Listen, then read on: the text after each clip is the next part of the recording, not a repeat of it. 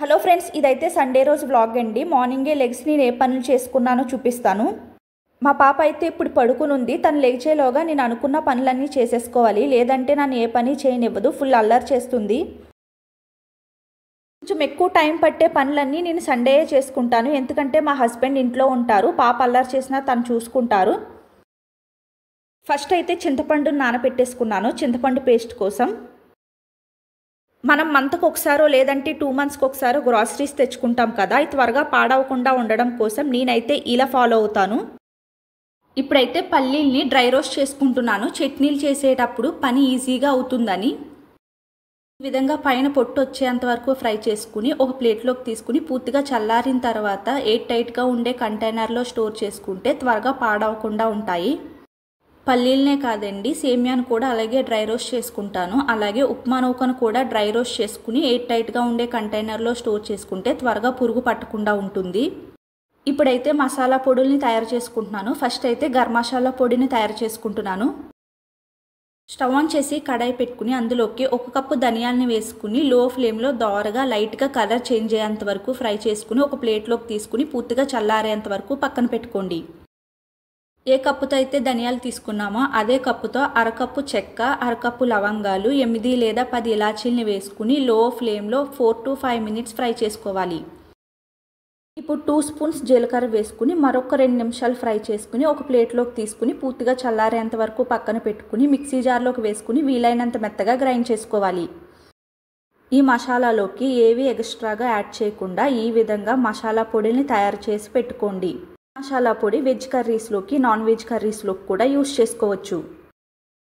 ఇక్కడ నేను అలాగే ధనియాల పొడి, జీలకర్ర పొడిని కూడా తయారు చేసుకుంటున్నాను. ముందైతే ధనియాల పొడి కోసం 1 కప్పు ధనియాలను తీసుకుని దోరగా ఫ్రై చేసుకుని ఒక ప్లేట్లోకి వేసుకుని పూర్తిగా చల్లారిన తర్వాత మిక్సీ జార్లోకి వేసుకుని వీలైనంత మెత్తగా గ్రైండ్ చేసుకోవాలి. అలాగే జీలకర్రను కూడా వేసుకుని దోరగా ఫ్రై చేసుకుని మెత్తగా గ్రైండ్ చేసుకోవాలి.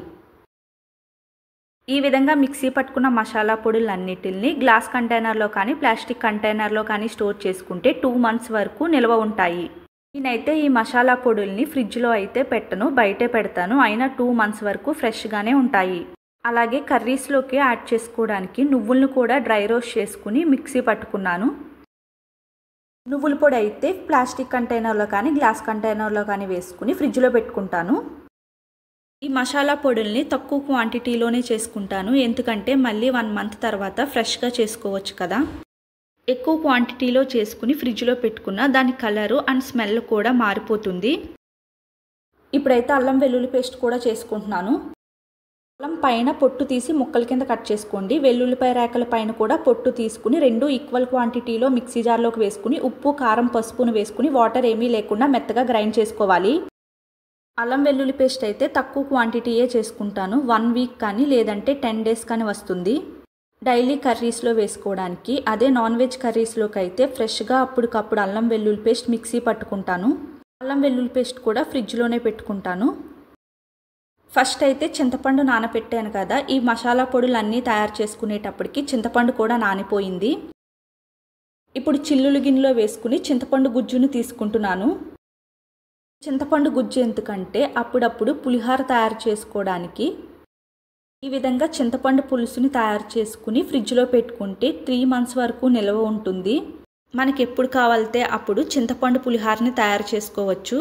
ఇప్పుడు ఈ చింతపండు రసంలోకి 3 లేదా 4 పచ్చిమిర్చిని ముక్కల కింద కట్ చేసి వేసుకోండి. అల్లం ముక్కలు, ఉప్పు, పసుపుని వేసుకుని మధ్య మధ్యలో గరిటతో కలుపుకుంటూ చింతపండు గుజ్జు దగ్గరికి అయ్యేంత వరకు ఉడికించుకోవాలి. ఈ విధంగా దగ్గరికి అయ్యేంత వరకు ఉడికించుకున్నాక స్టవ్ ఆఫ్ చేసి పూర్తిగా చల్లారేంత వరకు పక్కన పెట్టుకుని పూర్తిగా చల్లారిన తర్వాత ఎయిర్ టైట్గా ఉండే ప్లాస్టిక్ కంటైనర్లో కానీ గ్లాస్ కంటైనర్లో కానీ వేసుకుని ఫ్రిడ్జ్లో పెట్టుకుని స్టోర్ చేసుకోండి. 3 మంత్స్ వరకు నిల్వ ఉంటుంది. ఈ మసాలా పొళ్ళు ఇవన్నీ తయారు చేసేటప్పటికి 2 అవర్స్ టైం పట్టింది. ఇంకా బ్రేక్ఫాస్ట్లోకి అయితే రాగి జావా, 1 ఎగ్ తిన్నాను. హస్బెండ్ కూడా బ్రేక్ఫాస్ట్ చేసేసి మార్కెట్కి వెళ్ళి కూరగాయలని తీసుకుని వచ్చారు. వీక్కి సరిపడగా కూరగాయలని తెచ్చుకుంటాము. ఇప్పుడు లంచ్ ప్రిపేర్ చేశాక కూరగాయల్ని ఫ్రిడ్జ్లో సర్దుకోవాలి. ఈరోజు సండే కాబట్టి ఇంకా మటన్ తీసుకొచ్చారు. ఇప్పుడైతే ఆనియన్స్ని కట్ చేసుకుని మటన్ కర్రీని తయారు చేయాలి. మటన్ కర్రీని ఎలా తయారు చేయాలన్నది నెక్స్ట్ వీడియోలో పెడతాను. కర్రీ ప్రిపేర్ చేసేసాక ఇప్పుడు లంచ్లోకి అయితే మటన్ కర్రీతో తినేసాము.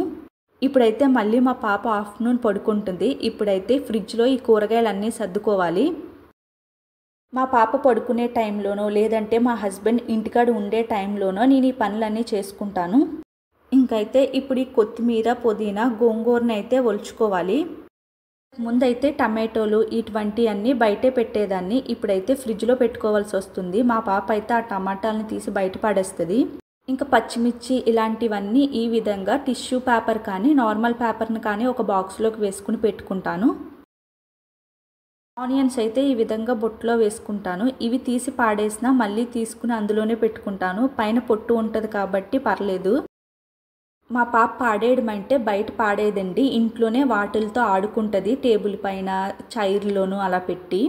చిక్కుడుకాయలు, బెండకాయలు, దొండకాయలు ఇవైతే ఈ విధంగా జిప్లాక్ కవర్స్లో వేసుకుంటాను. ఇక్కడ పచ్చిమిర్చిని ఒక డబ్బాలో వేసుకుని మూత పెట్టి ఫ్రిడ్జ్లో పెట్టుకుంటాను. ఈ బుట్టలో అయితే వెల్లుల్లిపాయ రేకల్ని ఒలుచుకుని వేసుకుంటాను. బంగాళదుంపలు, స్వీట్ పొటాటోస్ ఇవన్నీ బయటే పెట్టుకుంటాను. ఈ విధంగా గ్రీన్ బఠానీని కూడా జిప్లాక్ కవర్లో వేసుకుని పెట్టుకుంటాను. ఇప్పుడైతే ఈ బాక్సుల్లో కొత్తిమీర, పుదీనా, కరివేపాకుని వేసుకోవాలి. నాకు ఎంత కావాలో అంత కొత్తిమీర, పుదీనాని తీసుకుంటాను. మిగతాది కొత్తిమీర, పుదీనా పచ్చడి కానీ లేదంటే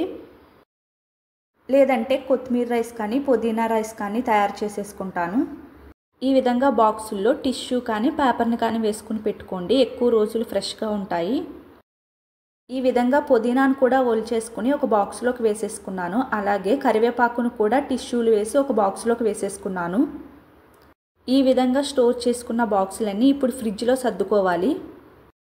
మనం దేవుడి దగ్గర కొబ్బరికాయని కొడతాం కదా, ఆ కొట్టిన తర్వాత కొబ్బరి పెచ్చుల్ని తెచ్చి ఫ్రిడ్జ్లో 2 days పెట్టుకున్న తర్వాత ఈ విధంగా నైఫ్తో ఈ విధంగా చుట్టూ ఘాట్లు పెట్టుకోండి. చిప్పలోంచి కొబ్బరి ఈజీగా వచ్చేస్తుంది. ఇది చిన్న ముక్కల కింద కట్ చేసి జిప్లాక్ కవర్లో వేసుకుని స్టోర్ చేసుకుంటే ఎక్కువ రోజులు నిల్వ ఉంటుంది. కర్రీస్లో వేసుకోవడానికి యూజ్ అవుతుంది. ఇప్పుడు అన్నీ ఫ్రిడ్జ్లో సర్దుకోవాలి. నెక్స్ట్ డే యూస్ చేయవలసిన కూరగాయల్ని ఒక ట్రేలో వేసుకుంటాను. ఎక్కువ రోజులు టైం పట్టే కూరగాయల్ని జిప్లాక్ కవర్లో వేసుకుంటాను.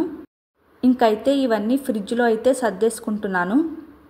ఆల్మోస్ట్ ఇవన్నీ సర్దుకునేటప్పటికి 2 hours టైం పట్టింది. ఎందుకంటే కొత్తిమీర, పుదీనా, గోంగూర ఇవన్నీ ఒలుచుకోవడానికే టైం ఎక్కువ పడుతుంది. ఛానల్ని సబ్స్క్రైబ్ చేసుకోండి. Thanks for watching.